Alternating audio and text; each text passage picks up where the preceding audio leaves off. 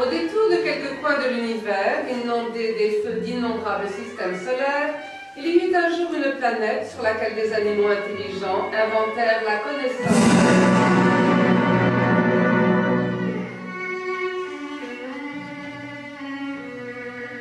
Ce fut la minute la plus orgueilleuse et la plus mensongère de l'histoire universelle, mais ce ne fut cependant qu'une minute. Après quelques soupirs de la nature, la planète se congela et les animaux intelligents n'eurent plus qu'à mourir. Telle est la fable qu'on pourrait inventer, sans parvenir à mettre suffisamment en lumière l'aspect lamentable, flou et fugitif, l'aspect vain et arbitraire de cette exception que constitue l'intellect humain au sein de la nature.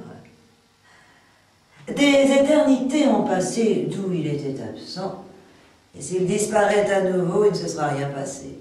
Car il n'y a pas pour cet intellect de mission qui dépasserait le cadre d'une vie humaine. Il est au contraire bien humain, et seul son possesseur et son créateur le traitent avec autant de passion que s'il était l'axe autour duquel tournait le monde. Or, si nous pouvions comprendre la mouche, nous nous apercevrions qu'elle évolue dans l'air animée de cette même passion et qu'elle sent avec elle voler le centre du monde. Si l'humanité agissait vraiment d'après sa raison, c'est-à-dire d'après ce qu'elle pense et sait, elle aurait péri depuis longtemps.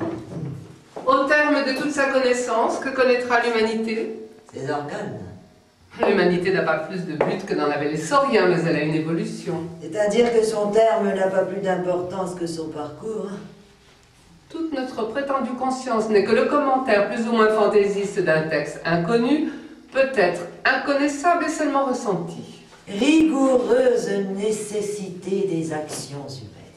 Défaut absolu de liberté. Irresponsabilité de la volonté. Nous sommes en prison. Nous ne pouvons que nous rêver libres et non pas nous rendre libres. Cependant, vous voulez être responsable de tout, sauf de vos rêves. Quelle lamentable faiblesse, quelle absence de courage logique. J'ignore tout de ce que je fais, j'ignore tout de ce que je dois faire. Tu as raison, mais n'en doute pas, tu es fait, à chaque instant. De tout temps, l'humanité a confondu l'actif et le passif, c'est son énorme bourde grammaticale. En vérité, nous ne savons jamais vraiment tout à fait ce que nous sommes. Toutes nos actions sont essentiellement inconnues.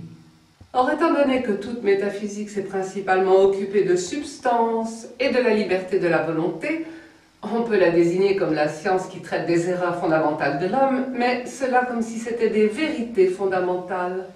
Des fantômes comme la dignité de l'homme, la dignité du travail, sont les misérables produits de l'esclavage qui ne s'avoue pas à lui-même.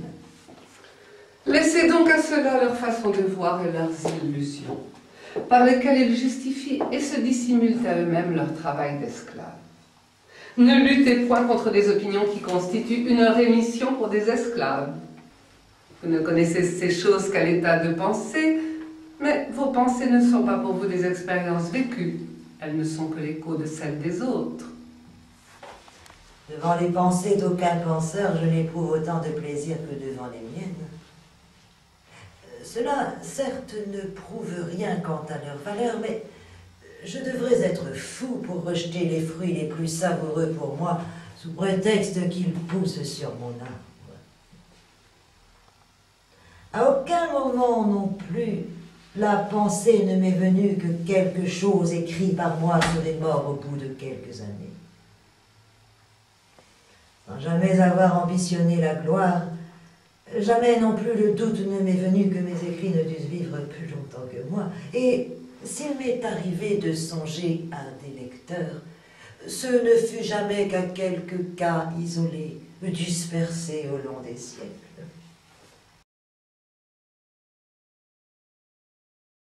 Début août 1881, à Sils Maria, 6000 pieds au-dessus de l'homme et du temps. Ce jour-là, j'allais à travers bois le long du lac de Silvaplana. Puis une halte près d'un énorme bloc de rocher dressé comme une pyramide non loin du Surlaï. C'est alors que me vint cette pensée.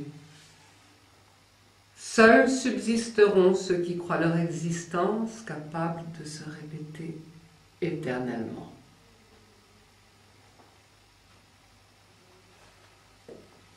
Cette pensée contient davantage que toutes les religions qui méprisent cette vie-ci en tant que fugitive et qui nous ont appris à élever nos regards vers une incertaine autre vie. Notre univers entier est la cendre d'innombrables êtres vivants. Et si minime que soit la part de la vie dans l'univers, toute chose a déjà passé par l'état vivant, et ainsi de suite. Il faut admettre une durée éternelle, donc une éternelle métamorphose de la matière. Imprimons à notre vie l'image de l'éternité. Homme, ta vie tout entière sera de nouveau et toujours tel un sablier, et toujours et de nouveau s'écoulera. Et tu te verras alors retrouvant chaque plaisir et chaque douleur, chaque ami et chaque ennemi, chaque espérance et chaque erreur, chaque brin d'herbe et chaque rayon de soleil, l'entier enchaînement de toutes choses. Cette doctrine est douce à l'égard de ceux qui se refusent à la croire. Elle n'a point d'enfer ni ne profère de menaces. Qui ne la croit n'a qu'une vie fugitive dans sa conscience. Gardons-nous de l'enseigner comme une soudaine religion. C'est le moyen le plus puissant de nous l'incorporer en nous-mêmes. Il faut qu'elle s'infiltre lentement. Il faut que des générations entières y ajoutent du leur et en soient fécondées, afin qu'elle devienne un grand arbre qui donnera de l'ombre à toute l'humanité à venir. Gardons-nous d'attribuer une aspiration, un but quelconque à ce cours circulaire. Gardons-nous de déclarer qu'il y a des lois dans la nature. Il n'y a que des nécessités. Là, nul ne commande, nul n'obéit, nul ne transgresse. Dès lors que nous savons qu'il n'y a point de but, nous savons qu'il n'y a point de hasard. Gardons-nous de dire que la mort serait opposée à la vie. Hélas, nous nommons mort ce qui est sans mouvement, comme s'il pouvait y avoir quelque chose qui fût dépourvu de mouvement. Ce qui vit n'est point l'opposé de ce qui est mort, mais c'est un cas spécial. Il n'y a pas eu d'abord un chaos, puis peu à peu un mouvement plus harmonieux, et finalement un mouvement régulier et circulaire de toutes les formes. Tout cela, au contraire, est éternel, soustrait au devenir. Tout n'est-il pas, en effet, beaucoup trop complexe pour être né d'une seule origine? Et les nombreuses lois chimiques, les espèces et les formes organiques se peuvent être expliquées à partir d'une origine ou de deux? Rendre le monde calculable. Exprimer en formule tout ce qui s'y passe, est-ce vraiment le concevoir?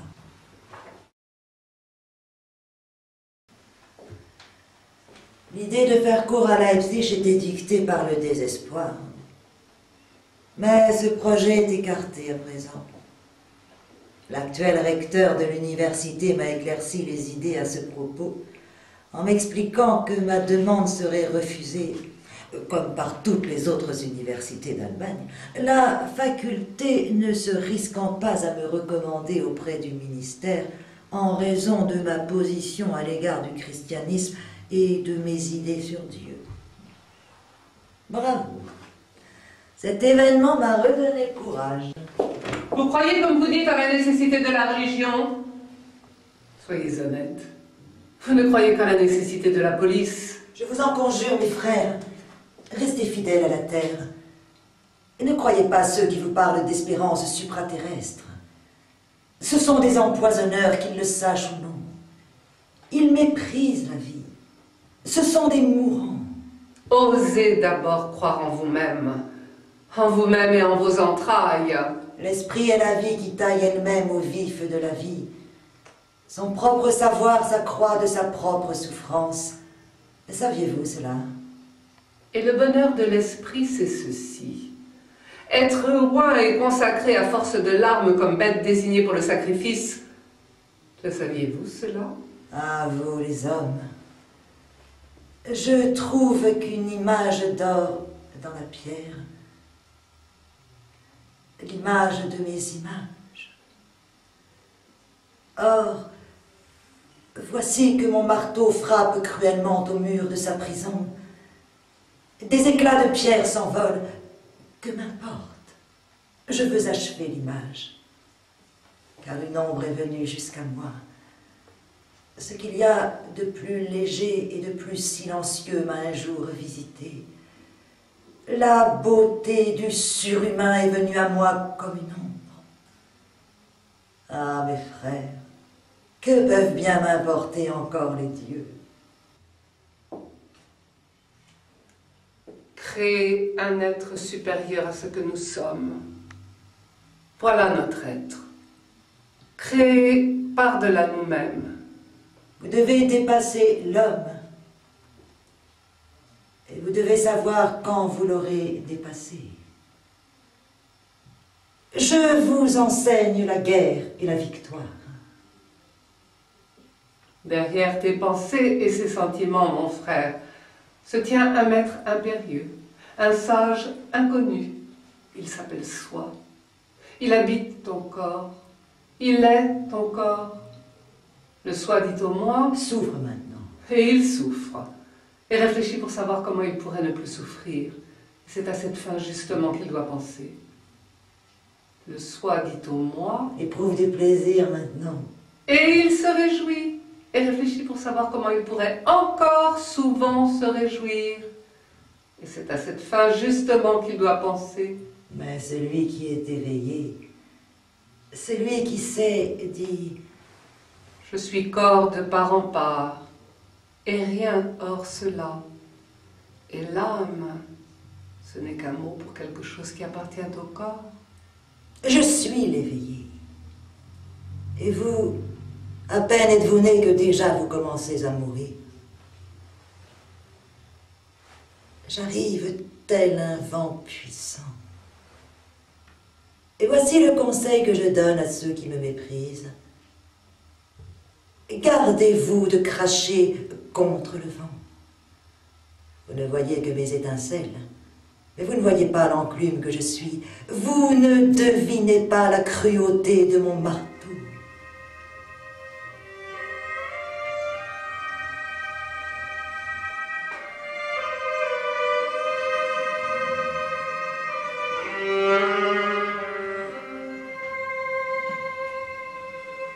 Ma chambre est glaciale. Ciel, qui sait ce que j'ai en moi et quelle force il me faut pour le supporter moi-même. Je ne sais comment j'en suis, moi, justement arrivée à cela, mais il est possible que j'ai eu pour la première fois l'idée qui séparera l'histoire de l'humanité en deux périodes. Ce Zarathustra n'est qu'un avant-propos, un premier écho. On me dira que je parle de choses dont je n'ai pas l'expérience, que j'ai seulement rêvé, à quoi je pourrais répondre que c'est une belle chose que de rêver ainsi. Écoute-moi aussi avec tes yeux. Ma voix est un moyen de guérison pour des aveugles nés. Et seras-tu éveillé, alors tu le resteras éternellement. Ce n'est pas dans ma manière de tirer les arrière-grand-mères du sommeil pour leur dire de continuer à dormir. Moi, Zarathustra, le défenseur de la vie, l'intercesseur de la souffrance, l'intercesseur du cercle, c'est toi que j'appelle ma pensée d'abîme extrême. Je cherche et appelle des hommes auxquels je dois communiquer cette pensée. L'éternel retour à l'identique. Des hommes qui ne périssent pas. Mais comment est-il possible de communiquer ce que l'on est? Comment être écouté? Quand sortirai-je de ma grotte pour l'air libre? Je suis le plus dissimulé de ceux qui se dissimulent. Je Je ne fuis pas la proximité des hommes, c'est précisément l'éloignement, l'éternel éloignement d'homme à homme qui me pousse à la solitude. Oui. Péniblement chargée, je me hâtais vers mon désert. Or, c'est là que j'ai rencontré ce qui m'était le plus pénible. J'ai vécu sur la marche la plus étroite de la vie. Les souffrances comme les miennes sont celles de l'enseveli. Et c'est ainsi que je veux vivre, éclairé par les vertus d'un monde qui n'est pas encore.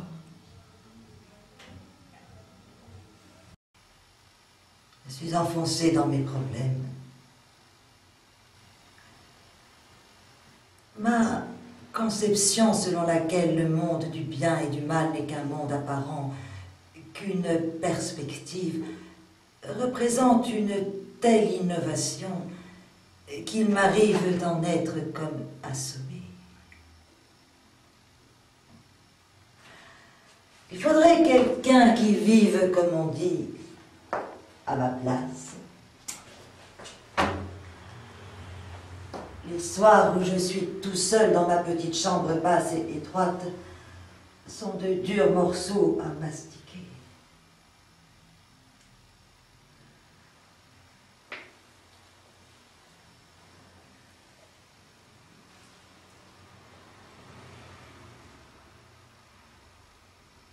Chaque effort que j'ai fait pour m'accommoder dans le temps présent, pour m'accommoder du temps présent, chaque tentative faite pour me rapprocher des hommes et des idéaux a jusqu'ici échoué. J'ai admiré la sagesse cachée de ma nature, qui à chaque tentative de ce genre me rappelle aussitôt à moi-même par la maladie et la douleur.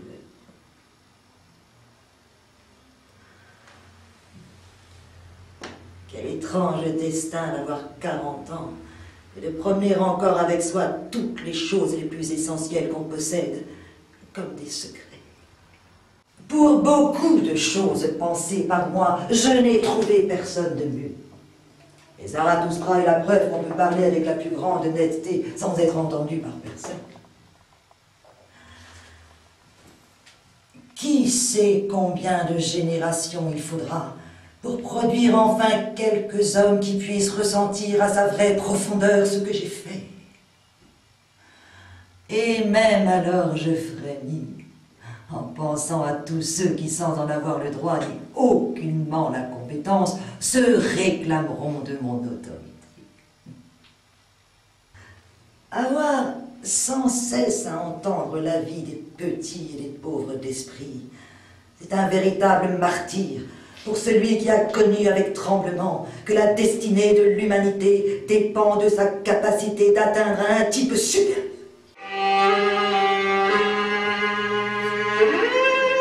Avoir soif d'âmes grandes et profondes et ne rencontrer que l'animal grégaire.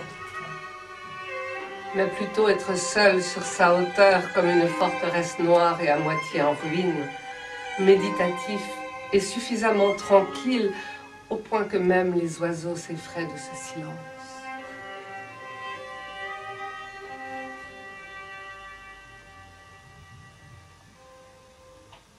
En fin de compte, tous ceux qui avaient en quelque manière la compagnie d'un Dieu n'avaient à endurer rien de ce que je connais comme étant la solitude.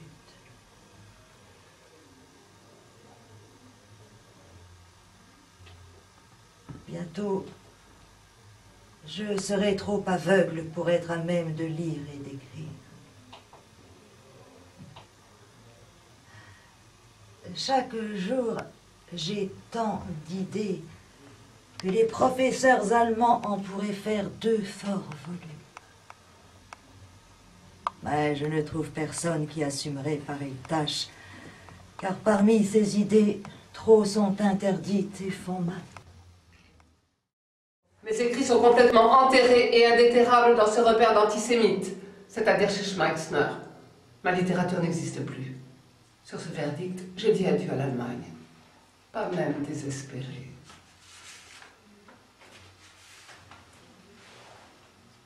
C'est désormais une question d'honneur pour mes amis de défendre mon nom, ma réputation et ma sécurité matérielle, et de m'édifier un fort où je sois à l'abri de la méconnaissance grossière.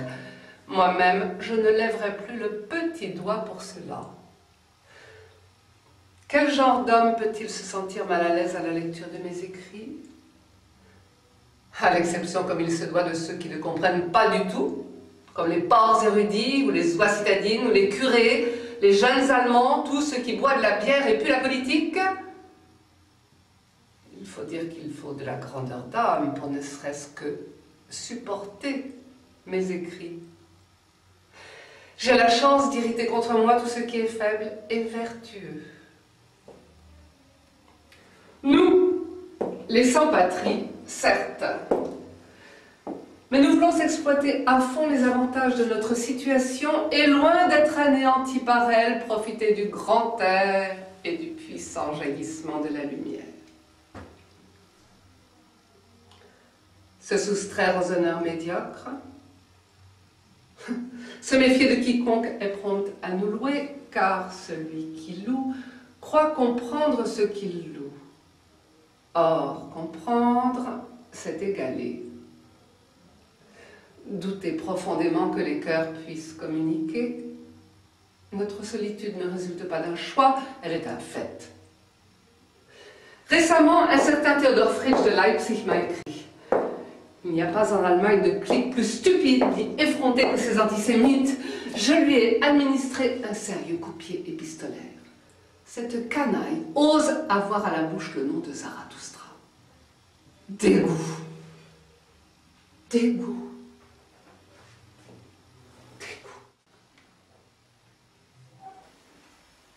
On s'en tire à présent avec des mots excentriques, pathologiques, psychiatriques. On ne se prive pas de me vilipender et de me calomnier. Dans les revues, savantes ou non, le ton est ouvertement hostile. Mais d'où vient que jamais personne ne proteste la contre? Que jamais personne ne se sente blessé lorsque je suis outragée? Et durant des années, aucun réconfort, pas une goutte d'humanité, pas un souffle d'amour.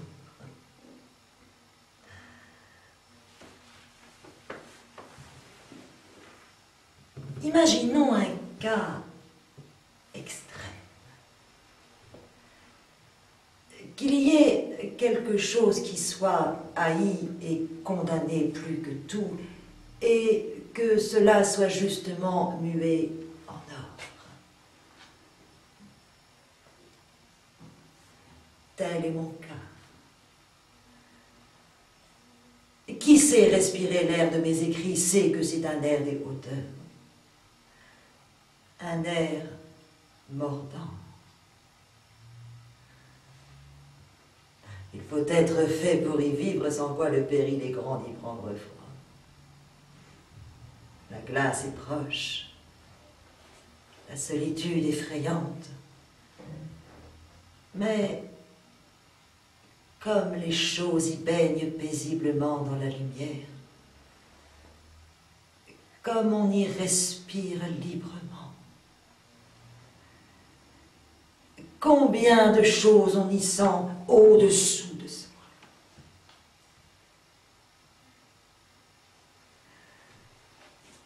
Pourtant,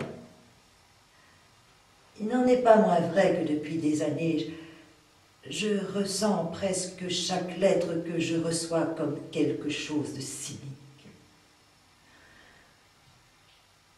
Il y a plus de cynisme dans la bienveillance à mon égard que dans la haine la plus implacable. Je le dis en pleine face à chacun de mes amis. Aucun d'eux n'a jamais jugé qu'il valût la peine d'étudier aucune de mes œuvres. À d'infimes indices, je devine qu'ils ne savent même pas ce qu'elles contiennent. En fait, je crois bien que les hommes posthumes sont plus mal compris, mais mieux entendus que ceux qui vivent avec leur temps. Ou strictement parlé, ils ne sont jamais compris, et c'est bien de là que vient leur autorité.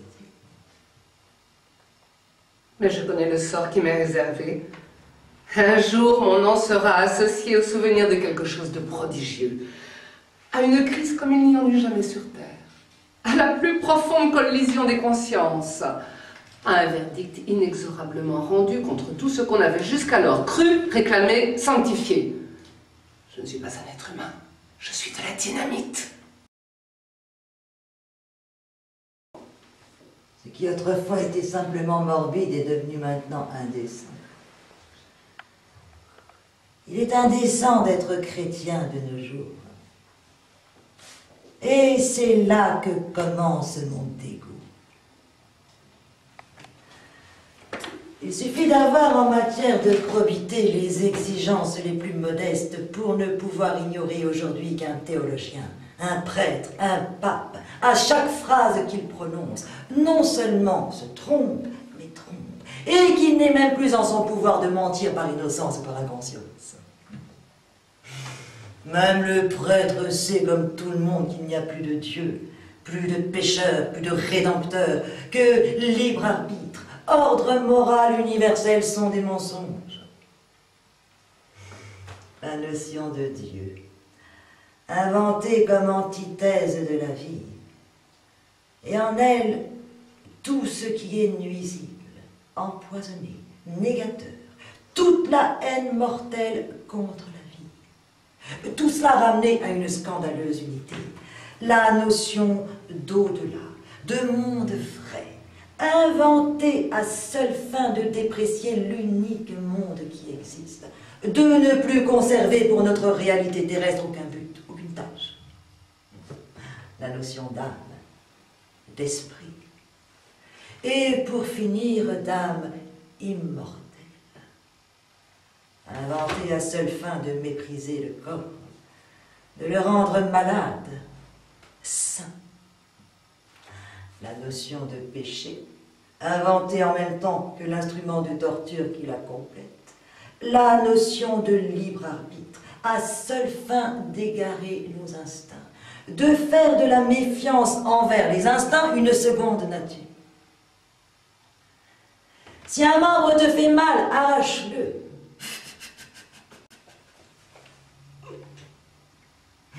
En malheur, dans le cas particulier où ce dangereux ingénu villageois, le fondateur du christianisme, en a recommandé la pratique à ses disciples. Dans le cas d'excitabilité sexuelle, il en résulte que non seulement l'homme a un membre de moins, mais que son caractère se trouve émasculé. Il en est de même de cette folie des moralistes qui exigent qu'au lieu de dompter les passions, on les extirpe. Leur conclusion, c'est toujours que seul l'homme émasculé est un homme vertueux. Y a-t-il une aberration plus dangereuse que le mépris du corps? Comme si toute l'intellectualité n'était pas de ce fait condamnée à devenir maladive, condamnée aux vapeurs de l'idéalisme.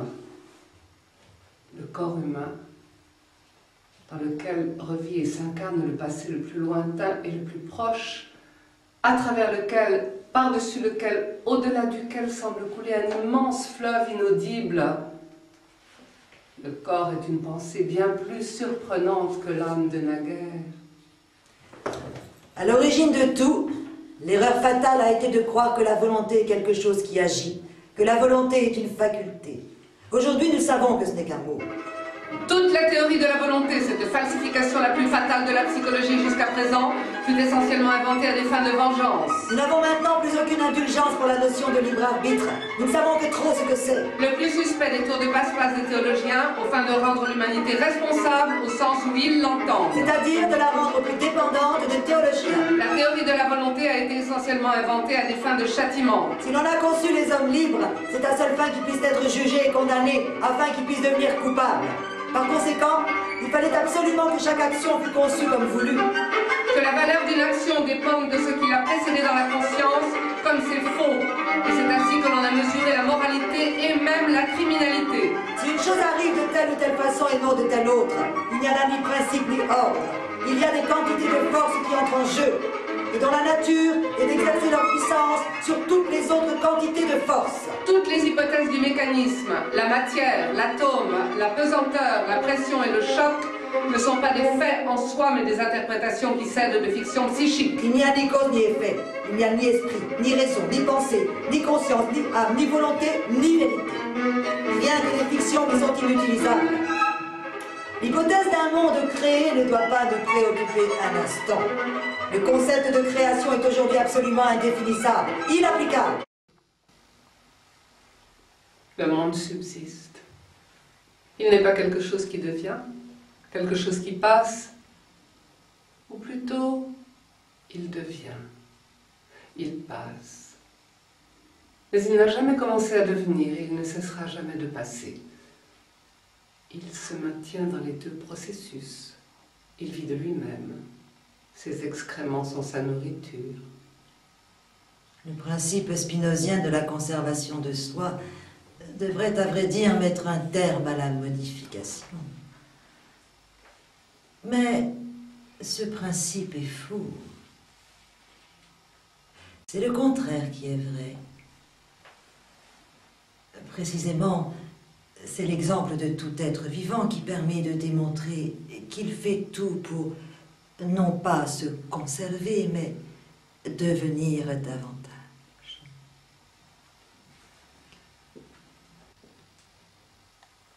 Dans ma 45e année encore, des savants de l'université me laissent entendre en toute bonhomie que la forme littéraire de mes écrits est la raison pour laquelle on ne me lit pas et que je devrais m'y prendre autrement.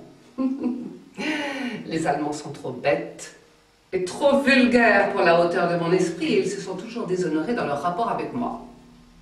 Toutefois, à y bien réfléchir, je préférerais de beaucoup être professeur à l'université que Dieu. Mais je n'ai pas osé pousser si loin mon égoïsme privé que pour lui je me dispense de la création du monde. Vous voyez, il faut se sacrifier quel que soit le lieu où l'on vit. Excusez-moi de prendre encore la parole. Ce pourrait être la dernière fois.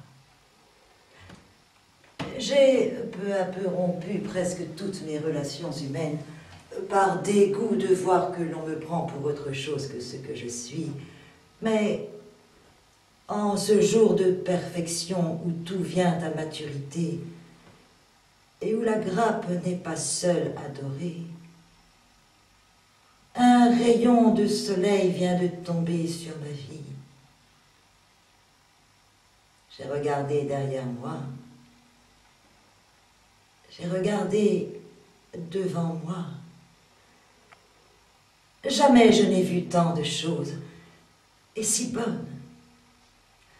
Je ne saurais raconter tout ce que j'ai acheté.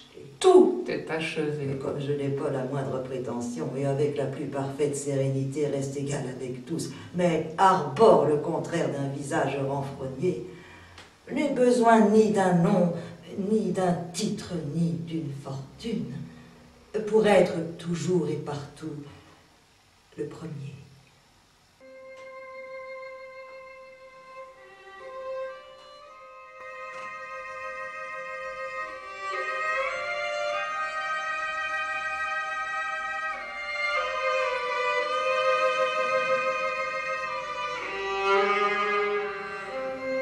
Étrange.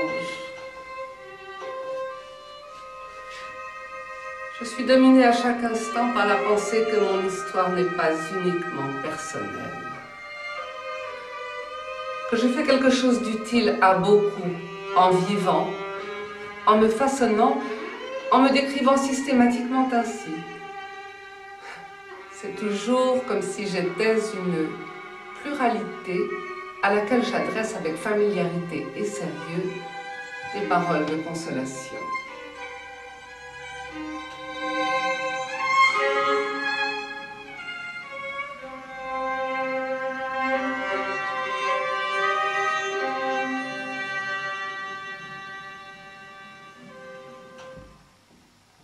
puisse un ami être mon interprète. Et lors, s'élevant dans sa propre carrière, porter l'image de l'ami dans les hauteurs.